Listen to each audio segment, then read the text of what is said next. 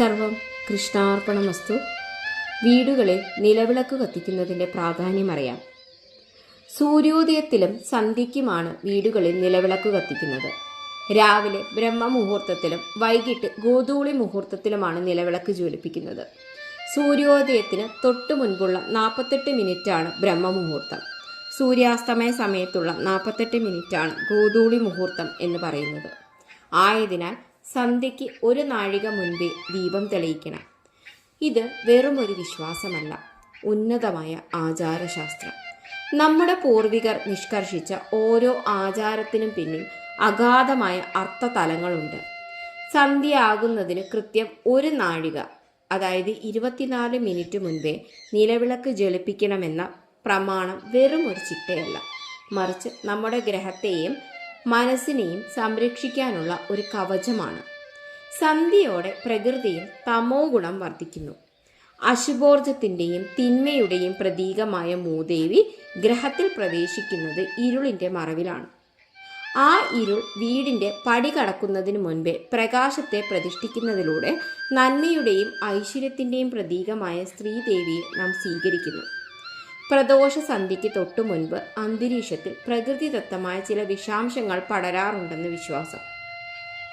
നിലവിളക്കിൽ നിന്നും പ്രസരിക്കുന്ന പരിശുദ്ധമായ പ്രകാശകിരണങ്ങൾക്ക് ഈ വിഷാംശത്തെ നിർവീര്യമാക്കാനുള്ള ശേഷിയുണ്ട്. അസ്തമയത്തിന് 24 മിനിറ്റ് മുൻപ് വിളക്ക് തെളിയിക്കുന്നതിലൂടെ ഈ ശുദ്ധീകരണ പ്രക്രിയ പൂർണ്ണമാകുന്നു. 1 നാഴിക മുൻപേ തെളിയുന്ന ദീപം വീടിന് ചുറ്റും പോസിറ്റീവ് എനർജിയുടെ ഒരു പ്രഭാവലയം സൃഷ്ടിക്കുന്നു. ഇത് കുടുംബാംഗങ്ങളുടെ ആരോഗ്യത്തിനും മനഃശാന്തിക്കും ഐശ്വര്യത്തിനും അത്യന്താപേക്ഷിതമാണ്. അന്ധകാരം പടരും മുൻപേ വെളിച്ചം നിറയ്ക്കണം. രാവിലെ വിളക്ക് കത്തിക്കുന്നത് വിദ്യയ്ക്ക് വേണ്ടിയാണ്. ബ്രഹ്മമുഹൂർത്തത്തിൽ തലച്ചോറിലെ വിദ്യാഗ്രന്ഥി പ്രവർത്തിച്ചു തുടങ്ങുന്ന സമയമാണ്. സന്ധ്യയ്ക്ക് ഉമ്മറത്ത് നിലവിളക്ക് കൊളുത്തി വെക്കുന്നതാണ് സന്ധ്യാദീപം. ഇത് ഒരു ദിവസം പോലും മുടക്കാൻ പാടില്ല. സന്ധ്യാദീപത്തിന് ഹൈന്ദവ ജീവിതത്തിൽ വളരെയേറെ പ്രാധാന്യമുണ്ട്.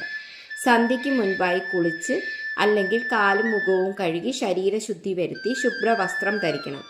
ഓട്, പിത്തള, വെള്ളി, സ്വർണം എന്നീ ലോഹങ്ങളിൽ നിർമ്മിച്ച വിളക്കുകളാണ് ഉപയോഗിക്കേണ്ടത്.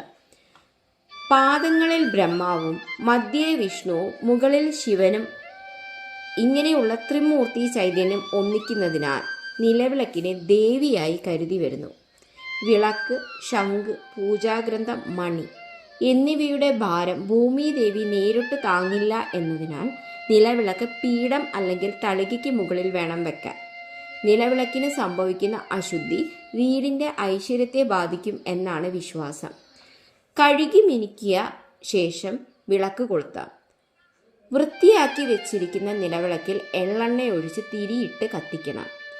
3 പ്രാവശ്യം ദീപം എന്ന് ഉച്ചരിച്ചുകൊണ്ട് ഉമ്മറത്ത് വൃക്ഷങ്ങൾക്കും ചെടികൾക്കും പക്ഷി മൃഗാദികൾക്കും കാണത്തക്ക വിധം പീഠത്തിൽ വിളക്ക് വെക്കണം. സന്ധ്യ കഴിയുന്നതുവരെ കുടുംബാംഗങ്ങൾ എല്ലാവരും ചേർന്ന് വിളക്കിന് സമീപം ഇരുന്ന് സന്ധ്യാനാമം ജപിക്കണം. വെറും നിലത്തിരുന്ന് ധ്യാനം, ജപം എന്നിവ അരുത്. പുൽപ്പായ, കമ്പളം, പലക അങ്ങനെ എന്തിലെങ്കിലും ഇരുന്ന് മാത്രമേ പാടുള്ളൂ. ധ്യാനം, ജപം ഇവ കൊണ്ട് മനുഷ്യ ശരീരത്തിന് ലഭിക്കുന്ന ഊർജം നഷ്ടപ്പെട്ടു പോകാതിരിക്കാനാണിത്. നിലത്തിരുന്നാൽ ഊർജം ഭൂമിയിലേക്ക് സംക്രമിക്കും. സന്ധ്യാദീപം കൊളുത്തുമ്പോൾ തന്നെ തുളസിത്തറയിലും ദീപം കൊളുത്തണം. ഒറ്റത്തിരി മഹാവ്യാധിയും, 2 തിരി ധനവൃദ്ധിയും, 3 തിരി ദാരിദ്ര്യവും, 4 തിരി ആലസ്യവും, 5 തിരി സർവ ഐശ്വര്യവുമാണ്.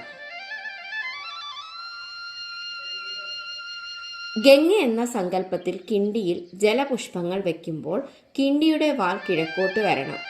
എണ്ണ മുഴുവൻ വറ്റി കരിന്തിരി കത്താതെ നിലവിളക്ക് അണയ്ക്കണം. കരിന്തിരി കത്തുന്നത് ലക്ഷണക്കേടാണെന്നാണ് വിധി. ഇത് എല്ലാ ദിവസവും വീടുകളിൽ നിലവിളക്ക് വെച്ച് കത്തിക്കുന്നതിൻ്റെ ശാസ്ത്രമാണ് പറഞ്ഞിരിക്കുന്നത്. സർവം കൃഷ്ണാർപ്പണം.